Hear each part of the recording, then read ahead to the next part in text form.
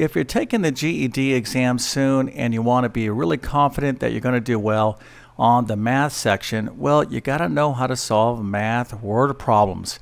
All right, so let's take a look at this example problem. So Ben has 3 times as many shirts as his dad. Together they have 24 shirts. How many does each have? Okay, now you don't have to use algebra to solve this problem, but it does make the problem a lot easier to solve if you do use simple algebra. All right, now if you know the answer, go ahead and put that into the comment section. I'm going to explain the full solution in just 1 second. Also, if you want a great comprehensive way to prepare for the GED Math section, make sure to check out my full GED Math test prep course. You can find a link to it in the description below. Okay, so let's go ahead and get started.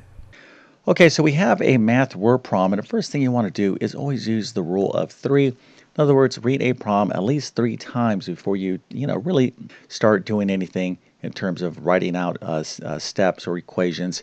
Make sure you understand the question and really assimilate all the details in the problem. So the question here is, how many does each have? So how many shirts does each have? So when you're looking to answer a question, a math question that says how many of something, well, that's an unknown value, and that's almost a perfect clue that this could be solved nicely with algebra, okay? Because we have things in algebra that are called variables, x, y, z, for example, and these represent an unknown value or a specific value. So we could use a variable here to model the unknown, and of course I'm going to be doing that. But before we actually establish a variable for an unknown value here, what you want to do is try to model the situation. And there's various ways you can do that. So let me go ahead and show you my little model. Okay, so you want to try to see the problem, visualize it. And this is basically what's going on here. So the dad has a certain amount of shirts, but Ben has 3 times as many. So how many shirts does a dad have? Well, we don't know. That's an unknown value. So if we just say, well, we'll let x equal the number of shirts the dad has. Well, if the dad has x number of shirts, then Ben has 3x number of shirts. So we'll go ahead and establish these variables right now. We'll let x equal the number of shirts the dad has, and 3x equals the number of shirts Ben has. Now, we have to go back to the problem, because it doesn't do us any good to have these variables. So we have x and 3x. So x and 3x, of course, we're looking to solve what these amounts are, but we can't determine the value of a variable unless we can construct an equation. Okay, and of course, this is going to be very easy because we have this part of the problem. Together, they have 24 shirts. So if this is the number of the shirts the dad has, this is the number of shirts Ben has, and together they have 24 shirts. Well, hopefully this is pretty easy to see that we can build a lovely equation right here. So x plus 3x is equal to 24. Again, x is the number of the shirts the dad has. 3x is Ben's shirts. So x plus 3x is 24. And at this point, we have a simple linear algebraic equation. So we're going to go ahead and take the next step, which is to solve this basic equation for x, and then of course the answer will be apparent. All right, so here we have x plus 3x is equal to 24. Again, we need an equation, okay, to solve for the variable. Just because we have these variables, if we don't have an equation, we can't solve for the variable. So here we have x plus 3x. Again, x is the dad's number of shirts.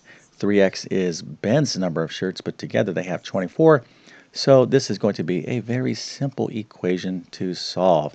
Right, so we got x and we have 1x. Let me go ahead and just make this super clear.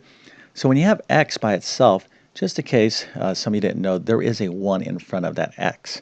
Okay, so if I have y, that's actually 1y, but we don't typically write a 1. Okay, but that's what they call, that's what's called a coefficient. So we have like terms here, 1 and 3, so this is going to be 4x. We can add these like terms. So 4x is equal to 24.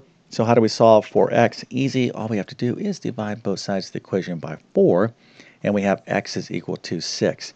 Okay, so x is equal to 6, but what does that mean? Well, we have to go back to our model here.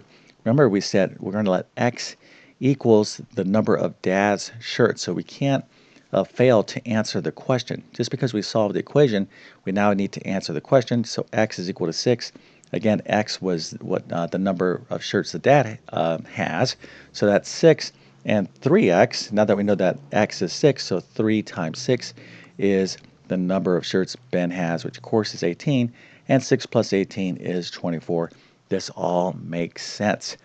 Okay, so hopefully you can see how easy it is to solve a problem like this using algebra. But again, if you looked at this problem and just kind of reasoned through it because you were like, yeah, I don't know, you're not thinking in terms of algebra, but you're like, I could solve this, I can, I have the common sense and, logic to solve this. And that is fantastic, right? That's what you should always do, because math problems can be solved in a variety of ways. And that's where there's kind of a creative process here. So for those of you that didn't use algebra but still solve this problem, again, fantastic. So I hope this video was helpful, and if that is the case, make sure to like and subscribe. And again, if you need a great way to study and prepare for the math that you will see on the GED exam, make sure to check out my full GED Math test prep course.